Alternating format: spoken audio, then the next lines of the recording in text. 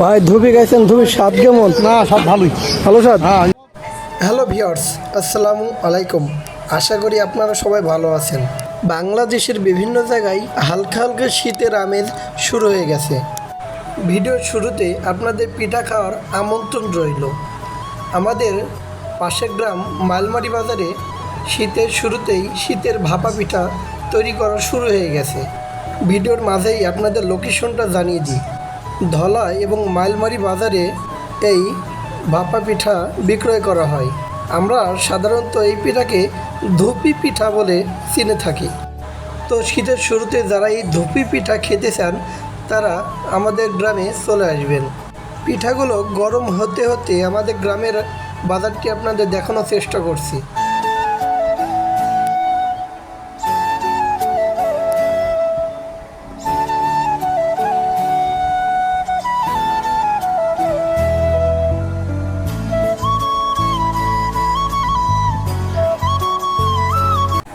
এর ভিতরে পিঠাগুলো ভাপা হয়ে গেছে। আমাদের গ্রামের এই ব্যক্তির কাছে পিঠাগুলো কেমন খেতে সেটা চলুন কাস্টমারের কাছে জেনে আসি।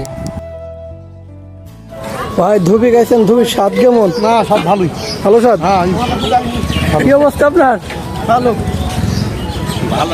ভালো। আপনারা ধুপি খেলা চলে মালমারি বাজারে চলে আসবেন। সব সময় ধুপি পাবেন। বেলা 3টায় থেকে শুরু হবে ধুপি বেচা কিনা। যারা এই মজাদার ভাপা পিঠা খেতে চান তারা অবশ্যই মাইলমারি বাজারে চলে আসবেন। এই ছিল আজকের ভিডিও। এরকম সুন্দর ভিডিও পেতে আমার এমডি সজীব খান ফেসবুক পেজটি অবশ্যই ফলো করে রাখবেন। সকলে ভালো থাকুন, সুস্থ থাকুন। আল্লাহ হাফেজ।